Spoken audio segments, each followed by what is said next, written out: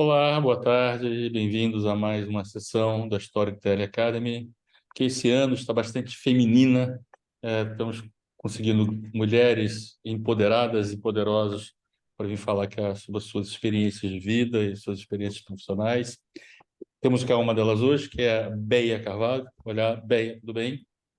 Tudo bem, obrigada do convite. Eu Estou nunca super perguntei, honrada de estar aqui. nunca perguntei, mas Beia vem de que nome? De Beatriz? Beatriz, Ah, de Beatriz. Beatriz. Ok. É. Normalmente é Bela, né? Quando você faz o apelido.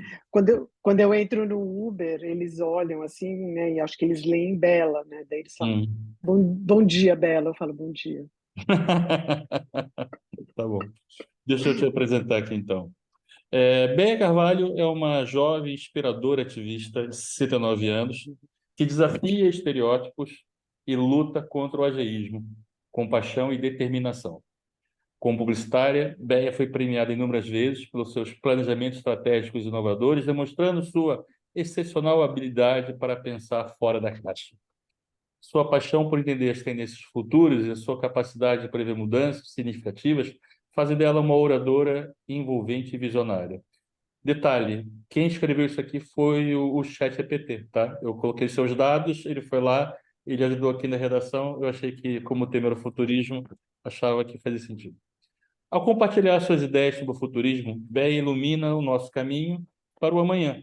Sua presença marcante e a sua habilidade de comunicação fazem dela uma fonte de inspiração para pessoas de todas as idades, mostrando que o potencial humano é verdadeiramente infinito.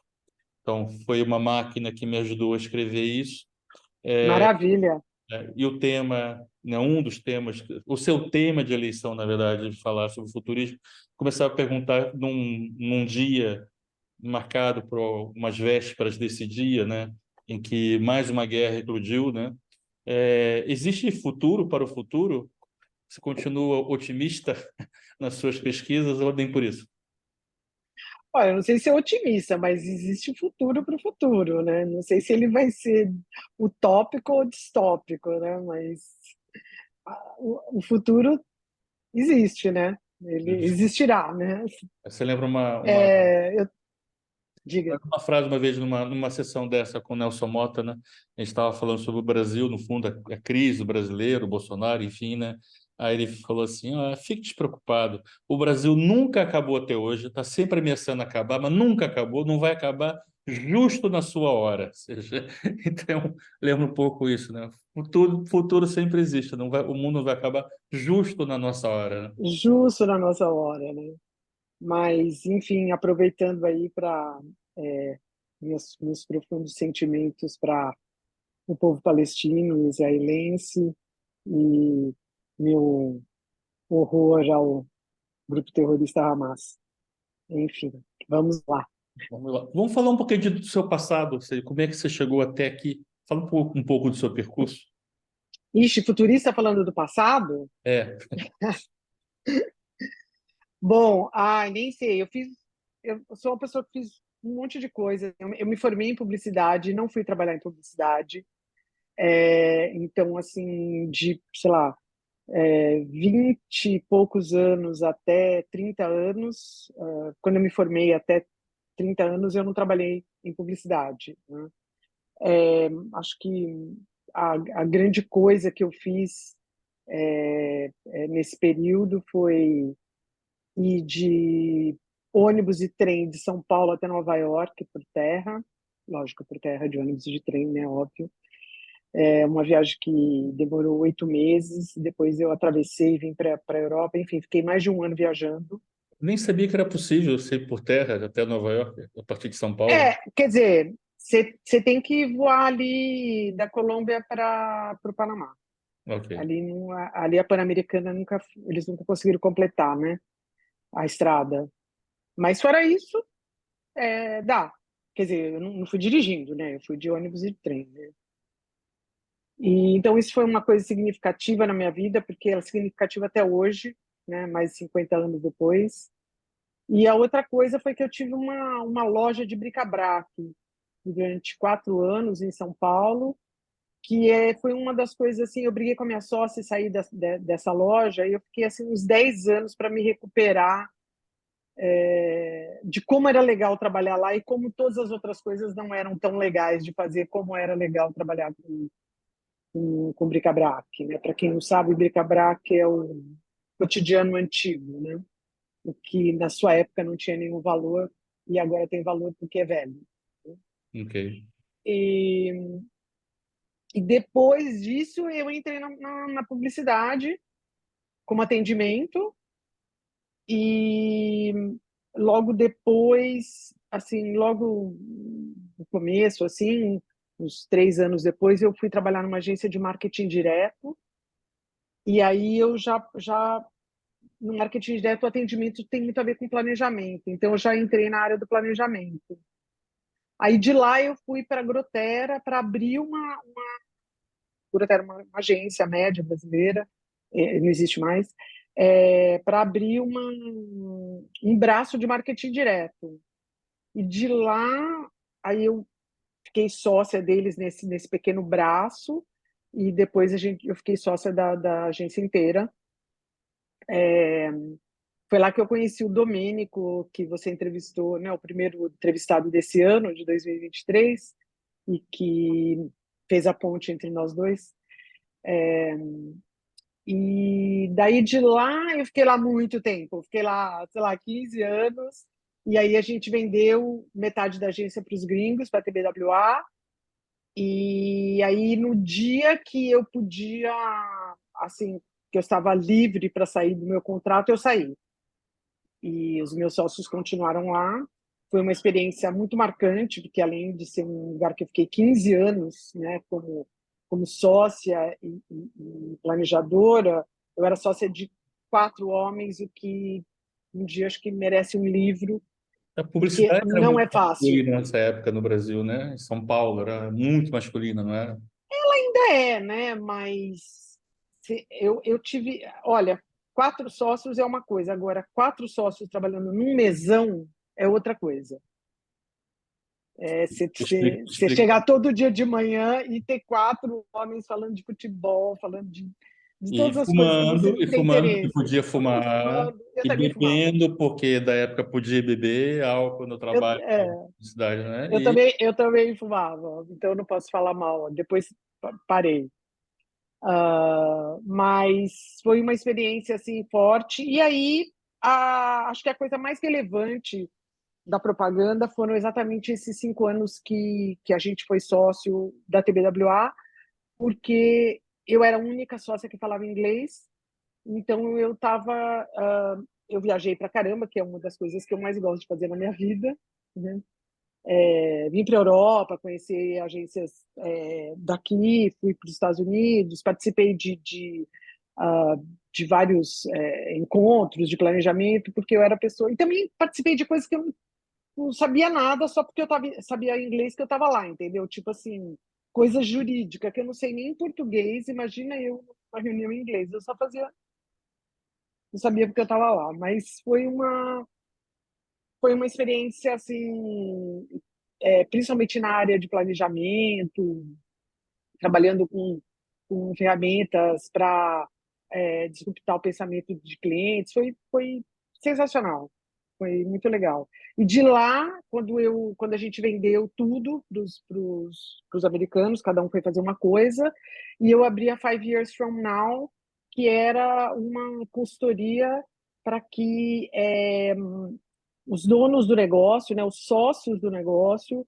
parassem 2 dias num workshop para pensar a sua empresa dali a 5 anos, aonde aquela empresa ia estar dali a 5 anos, estudando as tendências, né, o que tinha a ver com aquele business, com aquele mercado, e com os sócios, obviamente, né, com os desejos e ambições dos sócios.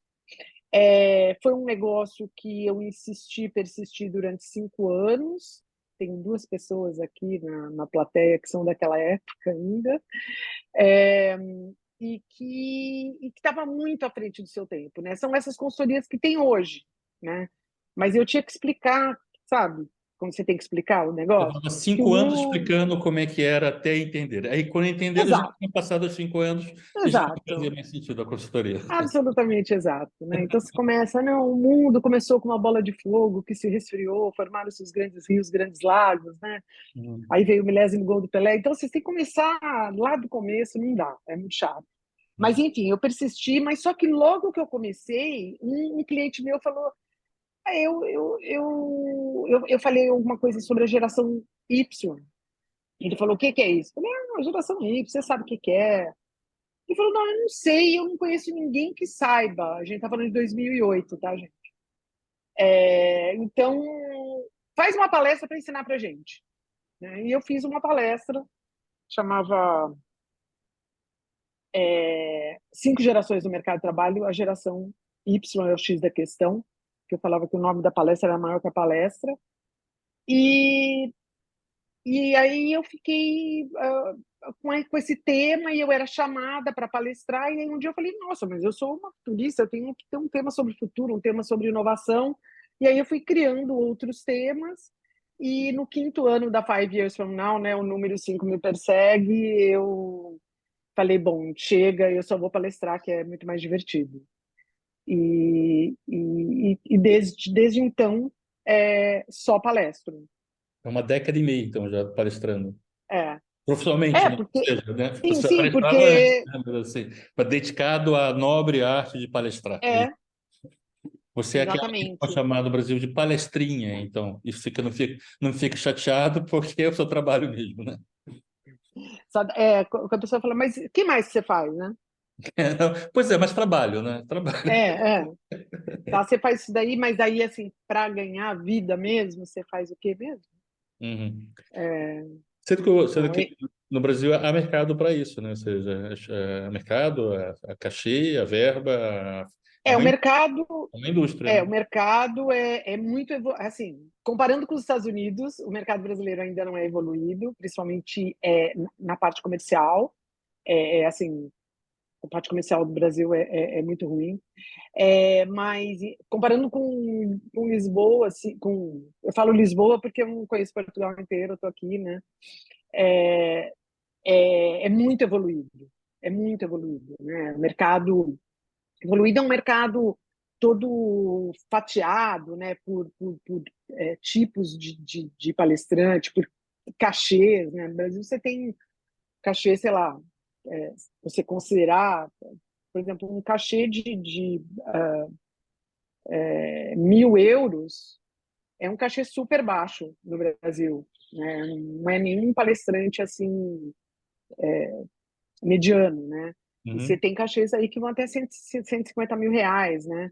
Então ele é bem estratificado em termos de temas, em termos de estilos. Então você quer um palestrante, sei lá, aquele que a gente chama de bispo, né? Que é o cara que dá aquelas palestras, parece que ele está lá, né, na Igreja Universal, né, tentando convencer as pessoas. Você tem, enfim, o professor, né, o filósofo. Você tem vários estilos, né. Então é um mercado bem maduro, eu diria, né. E fala Pelo sobre que eu o. pelo que eu tô tateando aqui, né, mas eu tô louca para palestrar aqui. Ok. Você, quando te conheci, achei graça, você está morando em Lisboa, né? Você veio morar Isso. em Lisboa há o quê? Há uns 6 meses, é isso?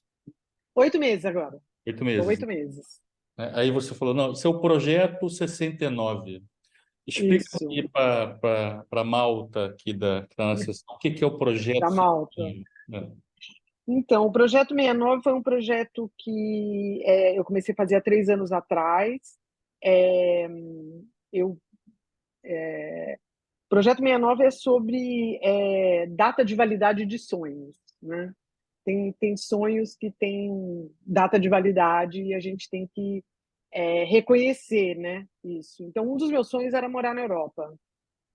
E aí um dia eu falei assim, nossa, né? Mas na época eu tinha 66 anos, eu falei, nossa, mas quando que eu vou morar na Europa, né? Se eu não lidar com esse sonho aí, eu não vou. vou morar na Europa porque com 100 anos, né? Então tem que ser agora, né? Então comecei a pensar seriamente como que será que dá? Como que faz isso, né? Aí, um grande impulsionador desse sonho foi o fato da gente ter aquilo de presidente, né? Aquela figura horrorosa, Bolsonaro. E eu falei, Não bom, diga esse então é nome. Não agora. diga esse nome, não diga esse nome. Eu não ia falar porque eu não falo, né? Eu geralmente não falo. Mas, enfim, foi um grande impulsionador. Então, vamos sair daqui. Na realidade, tudo começou, foi a junção de duas coisas. Foi a junção de realizar esse sonho de morar na Europa, e morar num lugar, para mim, é no mínimo 2 anos, porque senão você realmente não está morando, você está, sei lá, no sabático, você está passeando, você está em umas férias longas, né? E juntou também com uma ficha que caiu, assim, de que, na realidade, o meu trabalho eu posso fazer de qualquer lugar, porque o meu deslocamento é pago pelo cliente, né? E muitas vezes o cliente nem sabe onde eu estou. Ele fala, depois que está aprovado tudo, o cara fala, e onde que você está mesmo? Eu falo, não, sabe, posso falar que estou em São Paulo, o cara está, sei lá, em Brasília, que nem agora, né? O cara estava em Brasília, ou Recife, sei lá. Então eu falei, bom, então assim, não importa onde eu esteja, na realidade eu tenho que estar num lugar fácil, tipo uma capital, que tem, né, um aeroporto fácil para todos os lugares, né? Então, comecei a juntar essas duas coisas, que eu podia trabalhar e que eu tinha que realizar esse sonho, e fui montando, e aí vem a parte, né? Primeiro você tem que sonhar, depois vem a parte da grana. Aí como que você vai arranjar essa grana? E aí comecei a pensar, bom, a única coisa que eu tenho no Brasil é um apartamento muito bacana, para eu alugar esse apartamento. E aí você começa a pensar em várias coisas, né? Do tipo assim, eu pagava quase que 1.000 euros. Não, na realidade eu pagava 1.000 euros de seguro-saúde, né? Então, assim, bom, se Por eu mês, né? Por usar mês. por Por por mês. mês, É que o português acha, não, não conhece essa realidade. Não conhece essa realidade. são 12.000 euros por ano, né? Exato. Isso, obviamente, se você é jovem, não é esse preço, mas como, né? Eu já tenho 69, então, se você começava você começa a caçar qualquer coisa, sabe? É 500 ali, é não sei o que aqui, como que eu vou fazer isso, fazer aquilo. E aí eu vi que, assim, não que tivesse tudo na ponta do lápis, mas eu falei assim, dá para ir, né? E lógico, lançar a mão da poupança, porque você tem que realizar o sonho, você guardou um dinheiro para alguma coisa, né? Ah, mas você vai viver até 100 anos. Foda-se. Vou viver até 100 anos, mas eu quero realizar o trabalho, o meu sonho agora. Então, juntei tudo isso, daí você começa realmente a entrar no detalhamento, assim. Você fala, eu vou, né? Quando que eu vou? Pô, eu preciso de um certo tempo aí. Na realidade, o meu projeto inicial era para vir o ano que vem, janeiro do ano que vem, era 2024. E o Cascão, que está aqui na plateia, e Castão e a Rose, né? Eu fiz umas lives com eles, que eles moravam aqui em Lisboa, agora eles moram em Viseu, para eles me explicarem coisa de grana, tudo. Eles são maravilhosos, abriram o Excel deles, tal, né? Fiquei sabendo de tudo, todos os segredos deles. E aí eu me perdi, que eu estava falando, né? Porque eu falo mais do que a boca. Mas Não, enfim, eu estava falei. explicando o projeto 69, né, o que ele significava e como é que. Então, e daí exatamente. Daí o Cascão virou e falou assim: tá, que ótimo. Então, quando você vem no fim do ano? Eu falei: como no fim do ano? Nós estamos numa pandemia, eu vou em 2024. Ele fala: não, mas como assim? E aí eu pensei, desliguei com ele e falei: pô, como assim, né? Para que em 2024? E aí eu adiantei um ano, né? Então eu vim em 2023.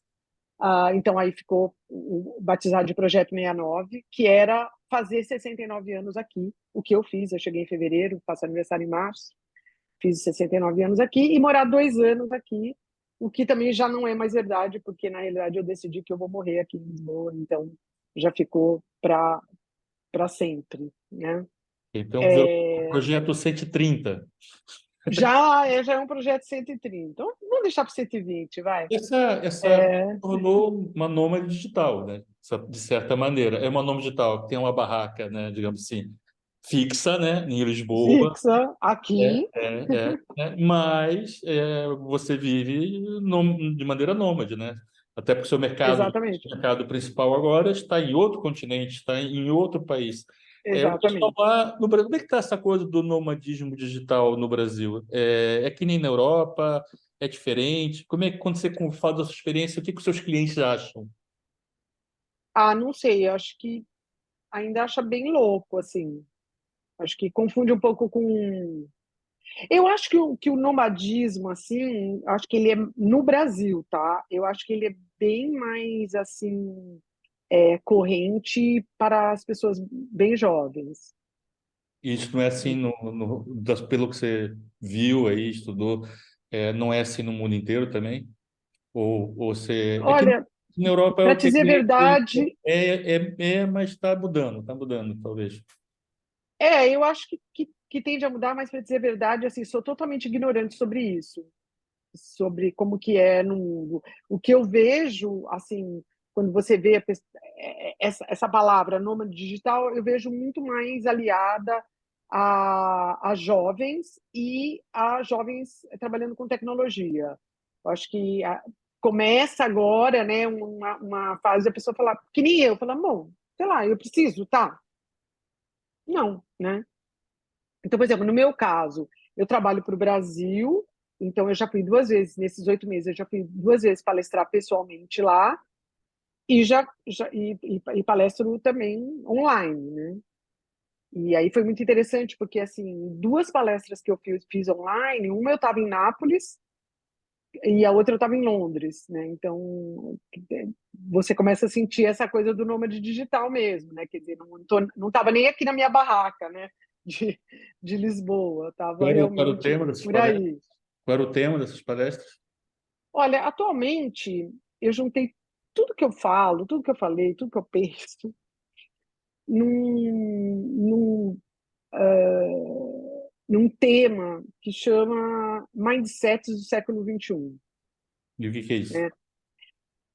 É, assim, posso voltar um pouquinho? Pode? É.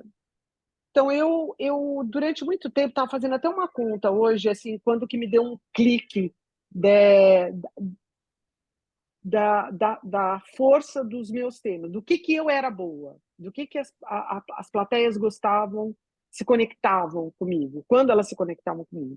Porque como futurista, eu falei até mais ou menos 2017, assim, eu falava sobre coisas do futuro. Falava um pouco sobre tecnologia, explicava alguma coisa. E falava também, sempre falei de gerações, então sempre falei das novas gerações, né, então qual é a amizade, né, entre as novas gerações e as novas tecnologias, né?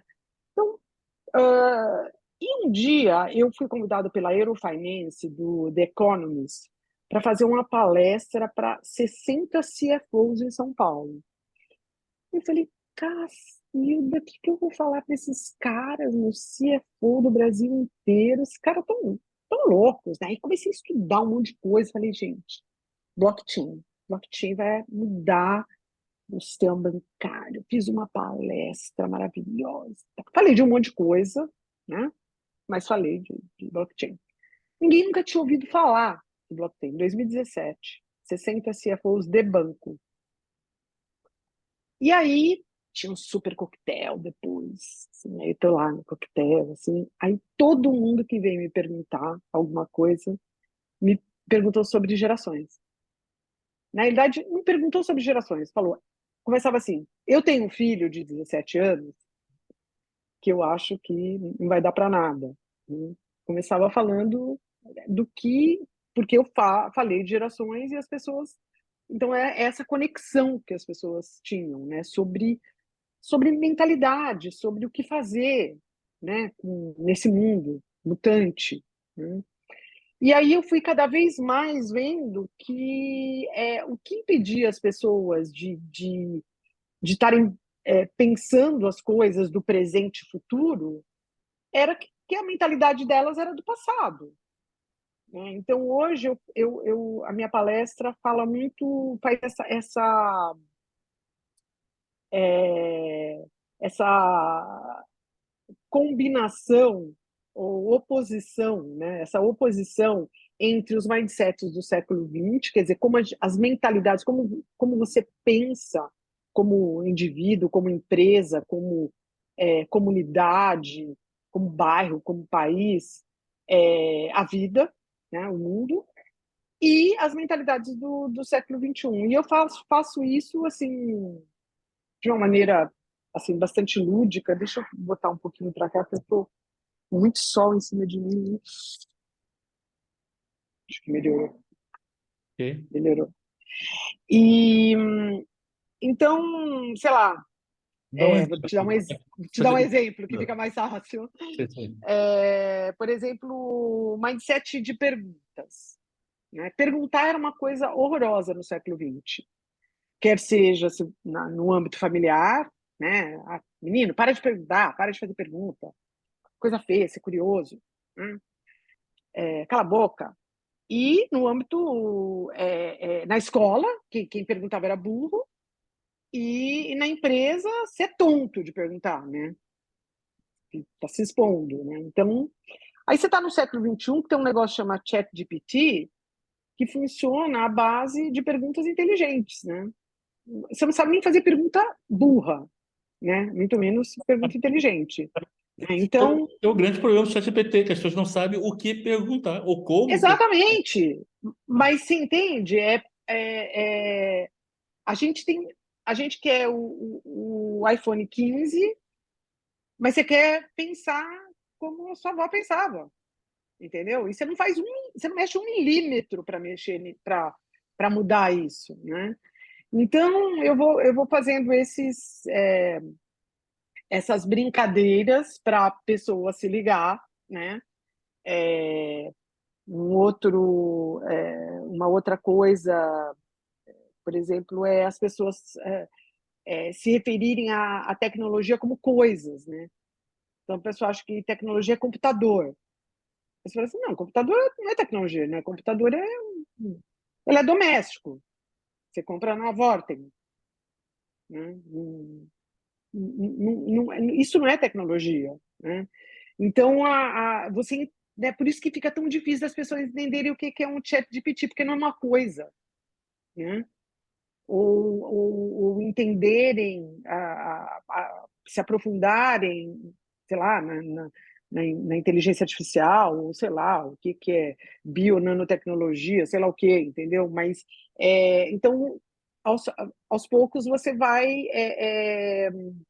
confrontando esses mindsets e vendo que uma grande parte do seu sofrimento, da sua inadequação em viver a sua vida, sei lá, como família, como em comunidade, no seu trabalho, tem a ver com essa inadequação. Você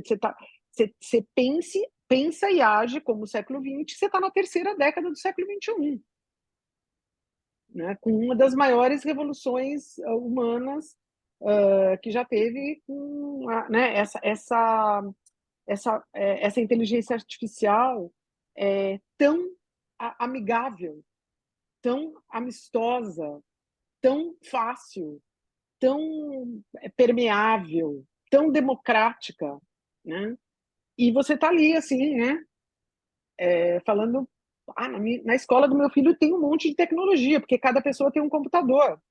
Não, né? Tem um monte de eletrodoméstico, né?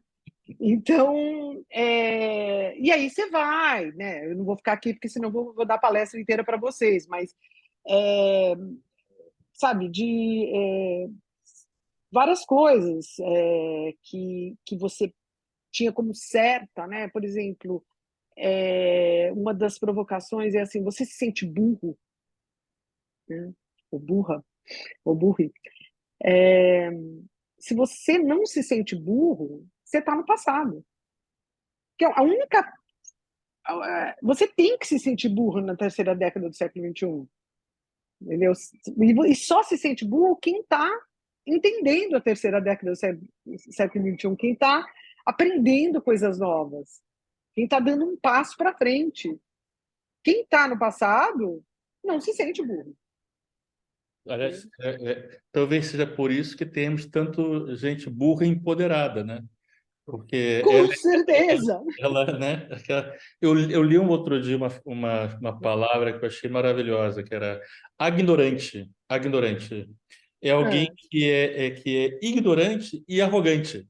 Ele, assim, mas ele não sabe que ele é ignorante e por isso ele se sente muito inteligente. Na verdade, ele é um ignorante. Eu falei, nossa, conheço tantos, sabe? é, é que eu acho que que é a definição de prepotência, não é? Que é você Passa ser por isso também. E eu já, arrogantemente ignorante, né? exatamente. E até porque eu já testei tanta coisa, né, no passado que eu já sei como é que é o resultado. Aí você fala, não, mas o mundo mudou.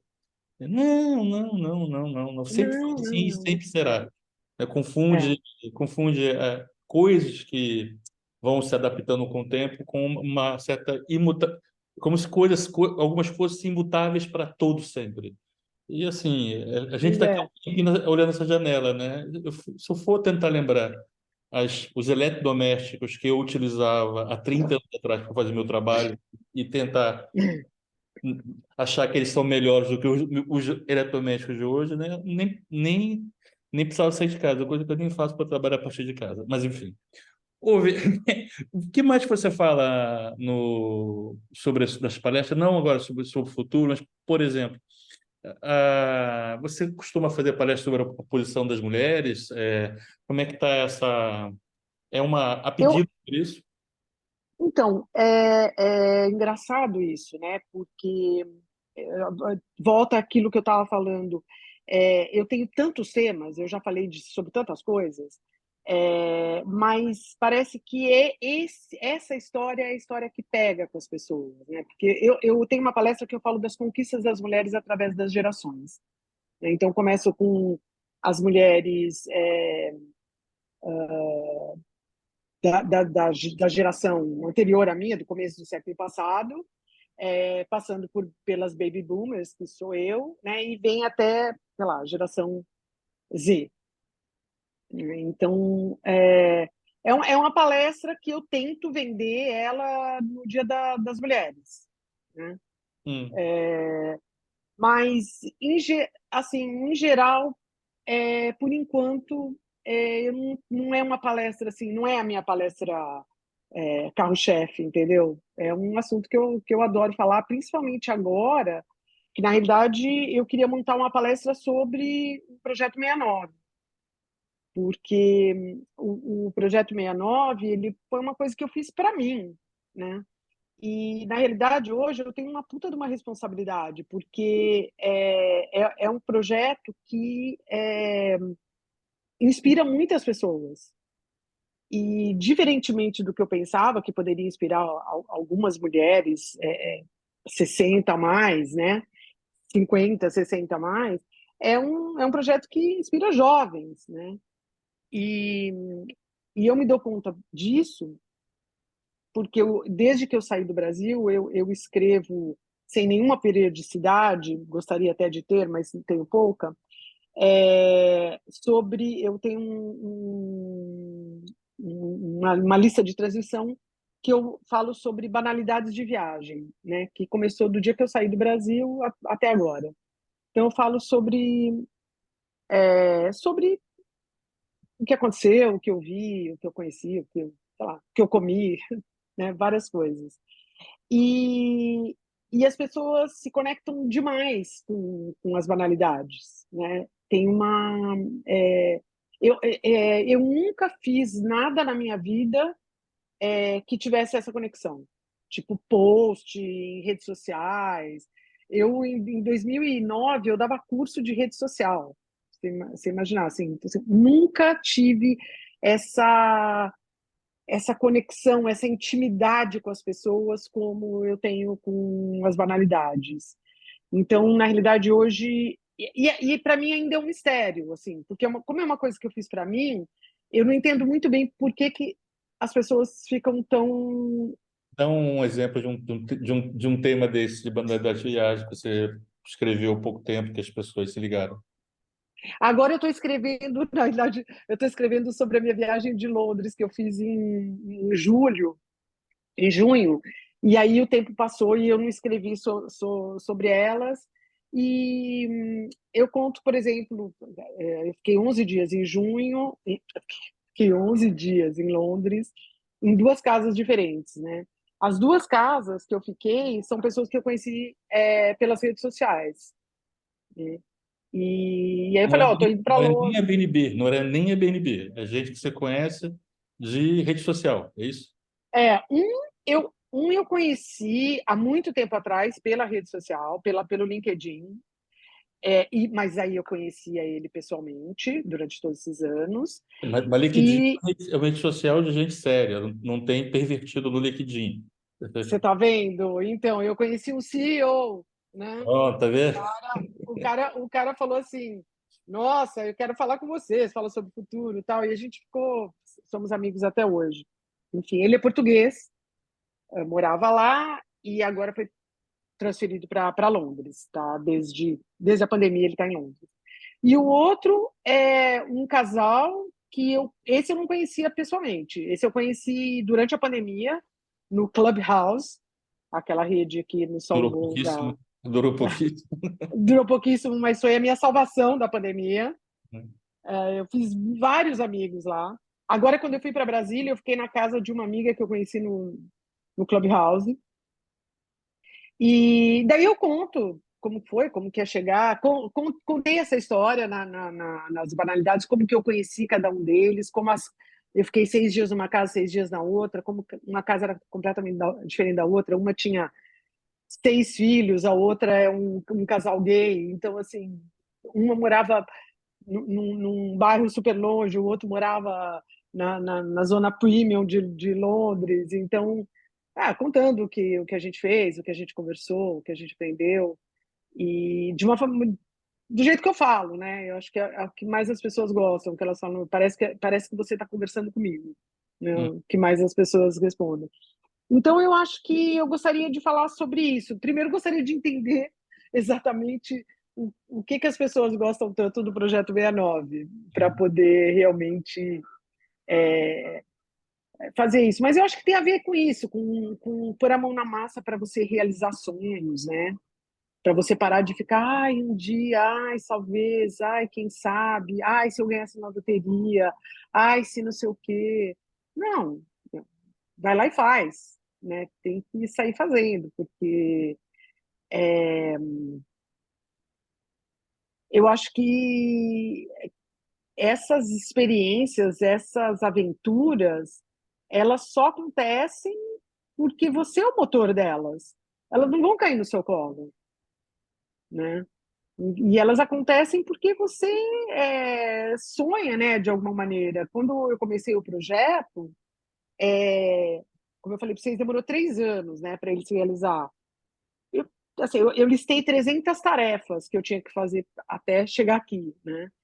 E eu compartilhei isso nas redes. E muita gente falava assim: Nossa, mas você é louca, você está indo. E no começo, as pessoas só desestimulavam. Elas falavam de muitos medos, elas falavam de muitos riscos, elas falavam é, de uns moralismos, assim, era só obstáculo, era tudo impeditivo, né? E eu achei que as pessoas fossem falar: Nossa, que legal, Deia, vai lá, parabéns, estamos torcendo, né? E no final, quando a coisa começou, né? Porque eu fiz um countdown, assim, né? Então a coisa começou a ficar muito próxima, 100 dias, 99 dias, 50 dias, né? E aí foi quando eu tive o que eu pensei que eu fosse ter quando eu comecei o projeto. Que eram as pessoas, putz, velho, eu tô torcendo por você, que demais isso daí, eu vou estar junto com você, conta pra gente. É, obrigado por você ter feito isso. Eu comecei a pensar numa coisa para mim também, vendo seus posts. Então, eu acho que essa mudança, sabe? essa alegria de você experimentar uma coisa nova, de você testar sabores literais, né? De testar, que aqui é maravilhoso, né? São maravilhosos, mas testar pessoas, né? Eu tenho tantos amigos aqui em Lisboa, que é assim, ninguém acredita, né? Então, é uma perspectiva também que eu não esperava ter tantos amigos. Eu sempre fiz tive muitos relacionamentos, assim, mas eu não esperava ter tantos amigos aqui, né? Então, tudo isso é impossível se você fica sonhando no sofá, entendeu? E não tira a bunda para botar o sonho de pé, quer seja, sei lá, qual é o seu sonho, né? Mas eu acho que a primeira coisa é eliminar da frente os sonhos que têm validade, entendeu? Então, assim, eu tenho 60 anos e eu queria tanto ser bailarina do Teatro Municipal. Não, você não vai ser bailarina do Teatro Municipal, né? Acabou, esse sonho venceu. Você pode estudar balé, você pode ter aula de balé todos os dias, você pode dançar no festival da escola do balé, mas ser a primeira bailarina você não vai ser, né? Então, a primeira coisa é tirar esses sonhos que venceram da frente, entendeu? Para sua vida ficar mais leve, né? E depois você fala assim, qual que você quer mesmo? Qual que você quer, né? Porque, né, como você falou no começo, a gente vai viver 120 anos, a gente vai viver sempre a mesma vida, tem que experimentar novas vidas. Mas você falou, nem o Cristiano Ronaldo pode sonhar mais ser o Cristiano Ronaldo, né? Porque ele já foi o Cristiano Ronaldo, né? Agora Tá ele vendo? pode ser Venceu. outra coisa, mas o ser o Cristiano Ronaldo ele já não consegue mais, ou seja, né? Esse venceu. Esse Né? venceu. Eu queria aproveitar, está chegando aqui na rampinha final aqui da conversa. Perguntas, alguém quer fazer pergunta? Eu vejo que a Sônia está olhando com muito interesse, não quer fazer nenhuma pergunta. Tá mesmo. Você quer? Peraí. Opa, desculpa. Vai, foi. Tá falando Não não, tô ouvindo. não tô ouvindo. Mas você não está mutada, é daí do seu coisa. Não, Agora sim? agora sim. Agora sim. Agora sim. Então, eu peço desculpa, os meus headphones não funcionam com o Zoom. Antes de mais, obrigada, Beia. Tem sido um prazer ouvi-la. E o Edson estava a dizer que eu estava a Obrigada. ouvir com muita atenção, se calhar porque eu faço ali, já não sou boom, sou uma espécie de X e sempre a sentir-me um bocadinho Y. E então todos esses temas tocam um pouco comigo nesta fase da vida e é muito interessante sentir isso, sentir que há pessoas que conseguem apontar-nos caminhos para a frente. Então, para mim, esta palestra é muito isso, é muito o nosso caminho no século XXI, o nosso caminho pessoal, estão interligados com essa. Estarmos a reinventar-nos constantemente, irmos ao Sim. nosso próprio mundo, buscar os nossos próprios sonhos e, então, mais do que uma pergunta, é mesmo dizer obrigada por esse testemunho e obrigada por ter escolhido Lisboa e que seja um Eu ponto que de partida agradeço. para muitos sítios.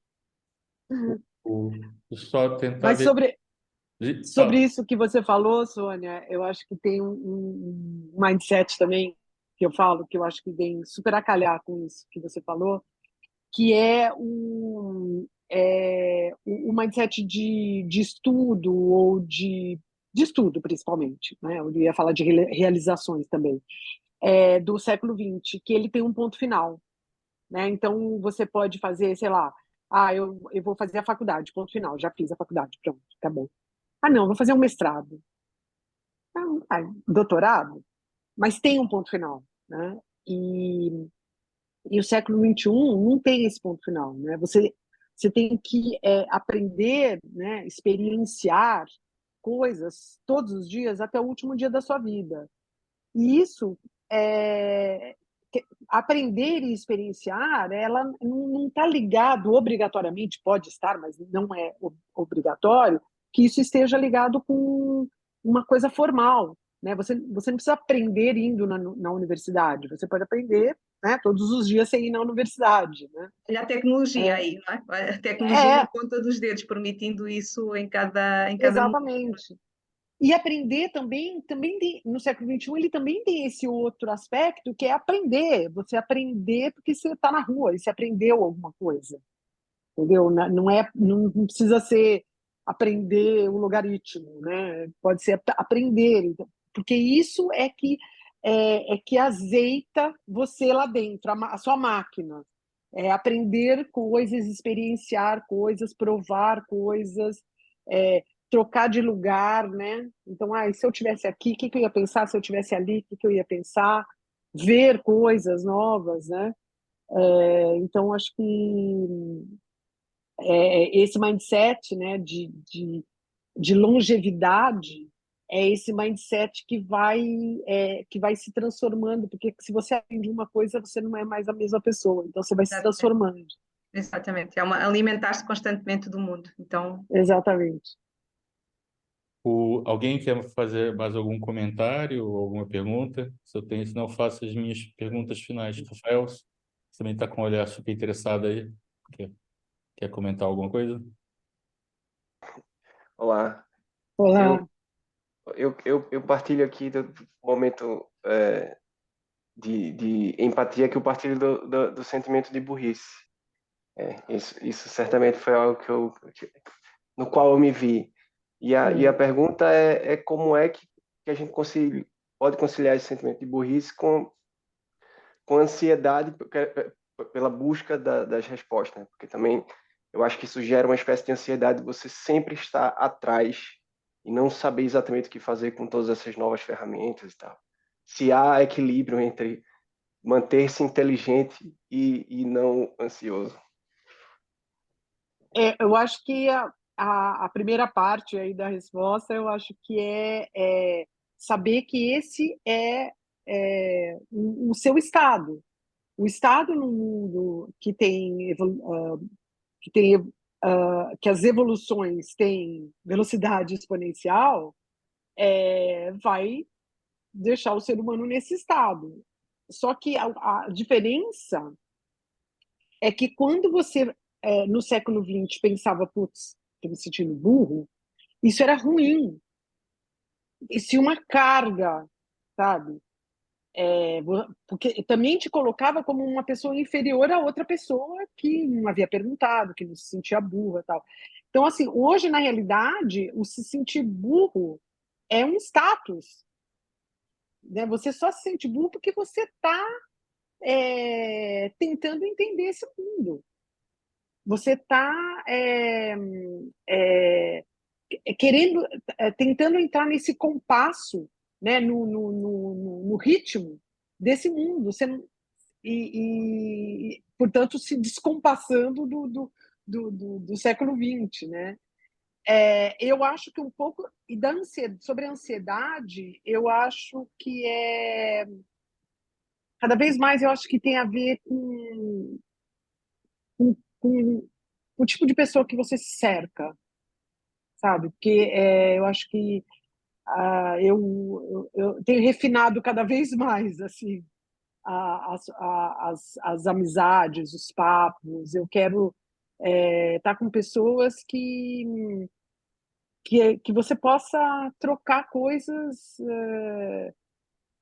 importantes para elas, importantes para você, importantes para o mundo, importantes para a sua comunidade. Eu acho que isso daí me tira muito da ansiedade. Não sei se é uma coisa pessoal, mas eu sinto essas duas coisas. Quer dizer,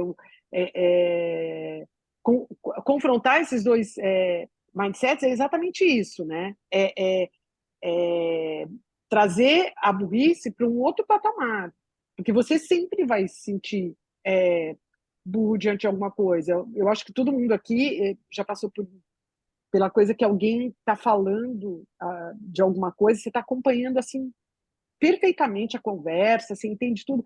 Aí a pessoa pega e cita um nome. Fala assim, porque você sabe, né, o fulano de tal. Tipo, você nunca ouviu falar no fulano de tal, você não tem a mínima ideia de quem seja. É físico, é filósofo, tu sabe, é o amigo dele. Daí você vai lá no Google, puta, o cara tem 5 Nobel, o cara sabe, maior fudidaço, e você não sabia, você é uma burra, você não sabia disso, entendeu? Mas é que não dá, né? Por exemplo, Por hoje isso que por isso que a gente tem isso, ó, para a gente. hoje em dia ser burro, melhor dizendo, se admitir burro, até é um sinal de urbanidade, né? Por exemplo, desde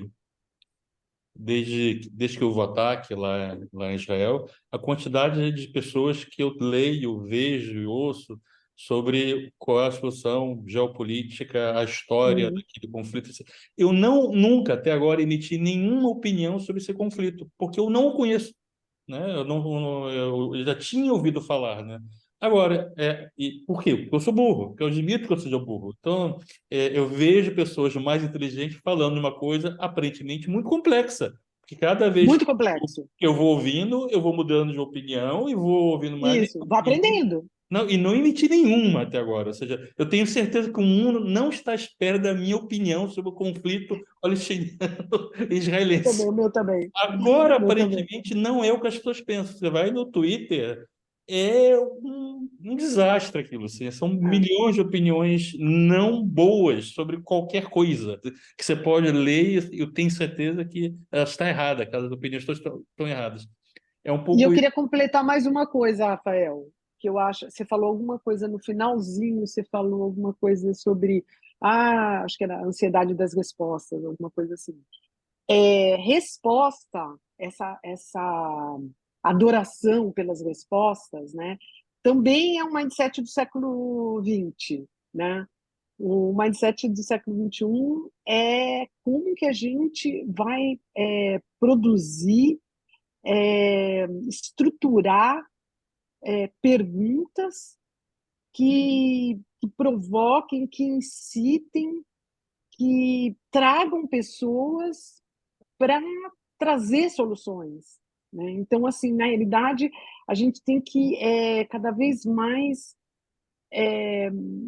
gastar os nossos neurônios aí junto com o ChatGPT, sem, com, together, sei lá como, para ver como que você formula realmente, né, perguntas que elas consigam juntar pessoas e não dividir, que elas consigam juntar pessoas para poder resolver aquilo, porque no século XXI você não resolve nada sozinho, né? Então, quanto menos você atrair pessoas para uma causa, para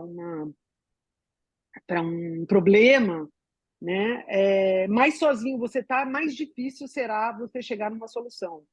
E o inverso é verdadeiro, né? Quanto mais você tiver pessoas e essas pessoas forem diversas, né? Isso é muito importante, porque senão são várias pessoas que são só uma, né? Então, quanto mais você reunir pessoas, conseguir encantá-las em torno de de um problema, né? De uma questão, mais fácil, mais rápido você vai chegar nessa solução. Então, também a gente tem que começar a se apaixonar pelas perguntas, né? Ótimo. Então, aí pergunta, tá aqui o Cascão, que está com a mão levantada, para a última pergunta. Tem as honras de fechar a conversa. Claro. Obrigado pelo papo, Edson e Ideia.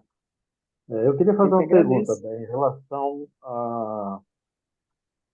que é bem objetiva, assim. Quando alguém vai contratar a sua palestra para falar de futuro, o fato de você ter 69 excita as pessoas, quem está contratando, ou seja, é uma coisa aparentemente contraditória, né? Porque a gente liga ao futuro, as tecnologias e tudo isso para pessoas que estão aí no meio da no meio da coisa, né? Geralmente jovens. Ou isso ajuda? Você tem, como é que você sente? A pessoa fica Olha, excitada, fala, putz, que legal, mas ela tem 69 anos e ela nenhuma vai das falar de duas futuro. coisas. Nenhuma das duas. Nenhuma das duas coisas. Às vezes, eu falo assim, ó, é, às vezes eu falo assim, ó, pensa bem, hein? Porque eu já preencho duas cotas. Eu sou mulher e sou 65 mais. Então, assim, você me contratando, você já vai estar ganhando ponto aí na sua empresa, né? E Aí no a pessoa dá carnaval, risada. Entendeu? A pessoa dá risada, assim, não sei, eu queria que colasse mais, sabe? Falasse assim, olha, né? Contrata a vovozinha, né? Olha só, né? Coitadinha dela, né? Põe ela na frente, põe ela no topo da lista, mas não é nem para um lado nem para o outro. O que tem, que eu gostaria que fosse muito mais do que é, mas o que tem é assim, a gente quer contratar uma mulher. E a gente precisa contratar uma mulher. A gente vai contratar uma mulher. Então isso tem e é declarado assim, é aberto.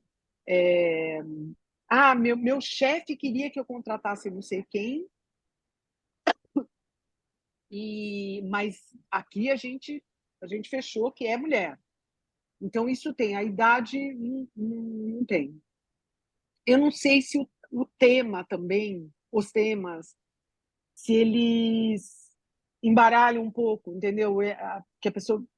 Que os clientes fiquem mais, talvez, nos temas do que na idade. Ok. Agora, daqui para frente, não sabemos, né? Porque daqui para frente a gente vai entrar nos 70, né? Então aí vamos ver como que vai ser. Aí vão falar, nossa, olha, vovozinha e tal. Pode ser, não sei. Bom, então, Ok. em homenagem aos setentinhas que chegarão, agradecer aqui a Béia pela conversa, que a sua estadia aqui em Lisboa continua sendo alvissareira, né? E que Alvissareira. é, possa vir mais. A Vera quer fazer uma pergunta, Vera? Desculpa. Palmas. Então agradecer agora sim. Palmas para a Béia, né? Ok? Obrigada a todos e obrigada especialmente a você, Edson, pelo convite. Eu fiquei realmente muito honrada. Achei o máximo. Obrigado. E volte sempre aqui a assistir Opa, e a conversar conosco, tá? Obrigado. assisti vários. Ok. Tá, tchau, tchau. Obrigado. Tchau, tchau. Parabéns.